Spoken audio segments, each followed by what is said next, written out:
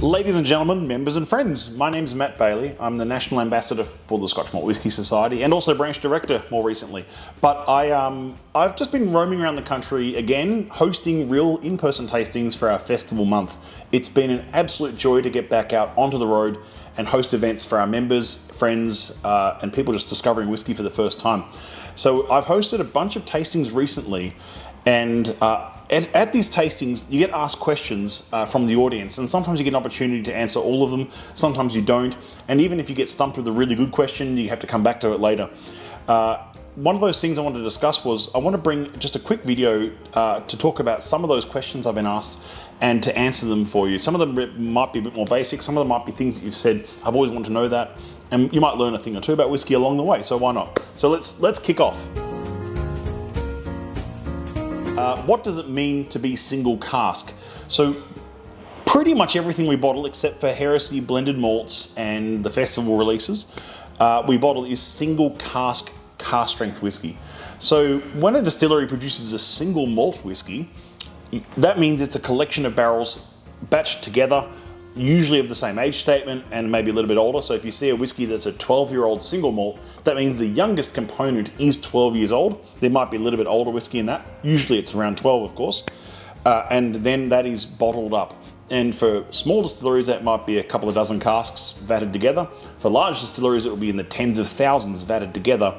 And I say vatted, not to be confused with sort of vatted malts or anything like that, but vatted together so that it creates a homogenized version of that single malt that should be roughly the same every batch. What we do at the Society is a bit different. We take out one of those casks and we bottle it exclusively for our members. So you'll see on our bottles it says outturn, meaning the total outturn of that cask is in this case one of 233, which is cask 13.84. So 233 bottles were yielded from this cask worldwide. That's not just for Australian members, that's worldwide. So we split that cask up, it's allocated across different branches around the world, and then the Australia branch gets a nice healthy allocation. In this case, something that we can offer up as malt of the month for June, like this one is.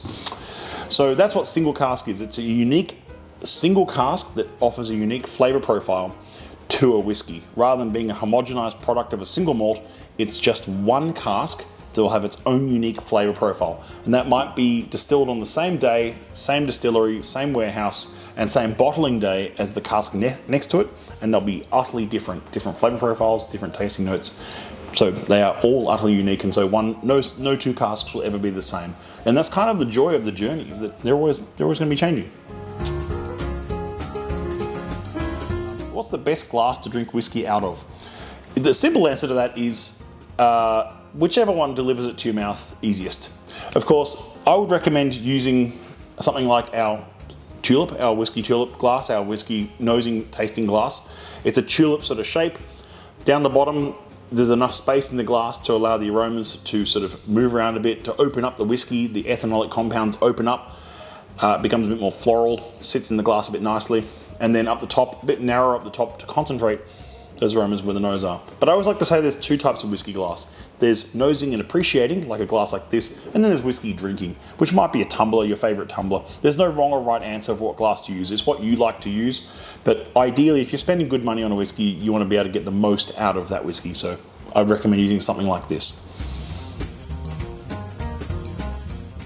Does whiskey age in the bottle like wine does? I was hosting a tasting just last week where there were some wine drinkers, some quite big wine drinkers there, and they were discovering whiskey, and they were asking if they keep that whiskey in their cupboard, they keep a sealed bottle in the cupboard, will it age like wine ages? Does it get better in the bottle? Does it age and oxidize like wine does?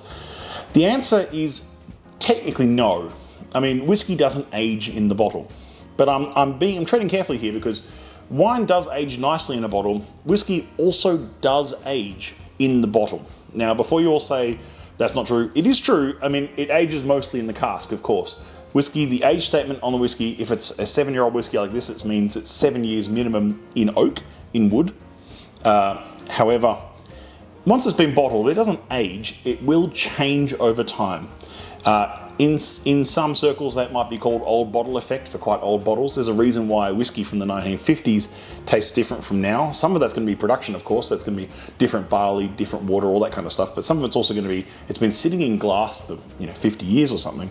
So maybe it has changed in the glass. To what extent, we don't know. But all we know is that it's not going to get any really better in glass. So I don't recommend buying whiskey for the purpose of putting it down to age it longer. It doesn't age in glass. It does change though. So there we go. Do awards in whiskey mean anything? Which ones are legitimate?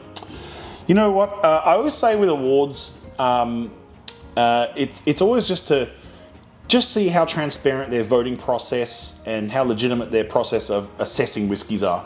Some of the awards, like the IWSCs or the Edinburgh Whisky Awards, or look, there's a whole bunch out there that I follow because I think they're quite legitimate, and I know some of the judges that judge on these panels and people with quite respected palates. Some awards, however, are a bit sort of like how the wine industry does it sometimes, where you see, you know, every wine bottle's got a sticker that's linked to some award that doesn't have much legitimacy, or they do, but they just seem, you know, you get a sticker for participation in that award category. So it's really a case of following which ones you think seem a bit more legitimate, maybe a bit smaller pool of whiskies that get awards. So if they have sort of 1,000 different whiskies submitted each year, if there's sort of 100 get awards, that seems maybe correct. But if there's 1,000 submitted and there's 990 awards, it seems a bit like, well, it just seems like a marketing exercise. Can whiskey be corked? Yes, it can. It doesn't happen as often as you would find in wine. This was also a wine drinker's question. Whiskey can be corked. It can get TCP, I think is the right initials for it. It can get this corked characteristic, and it affects whiskey in the same way a corked wine affects wine. You get that sort of wet cardboard kind of, damp cardboard kind of note coming out of whiskey, which is not desirable. Now, I can say, you know, from the last 10 years of whiskey, opening bottles myself, and that'll be, you know, sometimes dozens a week for different tastings and different things, I can safely say I've come across maybe 2 bottles over the last 10 years that have been corked. So I'd say if you enjoy whiskey or you enjoy like wine, I mean, you're going to find maybe it's probably 1 in 50 is corked in wine, or maybe less, even maybe 1 in 20 or something, I don't know. But in whiskey, it's far, far less. But I mean, whiskey bottles are opened less commonly than wine bottles, of course. But still, it does happen. It's very uncommon. The best way to avoid it is, of course, to store whiskey correctly, and that means upright in a cool, dark place that's not too damp. Don't store whiskey on its side, because it's just going to rot the cork, and you're probably just going to add to the opportunity for it to be ruined. Is older whiskey better than younger whiskey? Is a 30-year-old whiskey, a 30-year-old single cask whiskey, better than, say, a 10-year-old single cask whiskey? The short answer is no. They're just different. They're different times in oak. They're different times in maturation. Older whiskey is certainly rarer because the number of casks that will end up going that distance is extremely limited. So yes, a lot of whiskey will make it to 10 years in Scotland. We'll talk Scotch whiskey for a moment. But the number of casks that will make it to 30 years, for instance, or even 25 years or 20 years of age and not be over-oaked, not be completely cooked by the cask, is extremely small. You have to have that right mixture of balance of fairly sort of inert cask and time. I always remind people that, you know, if you're talking about a 30-year-old whiskey, think about how long it takes to make a gin a day. Think about how long it takes to make that whiskey, 30 years. So you're paying a premium for the scarcity. The taste between old whiskey and younger whiskey is quite radically different.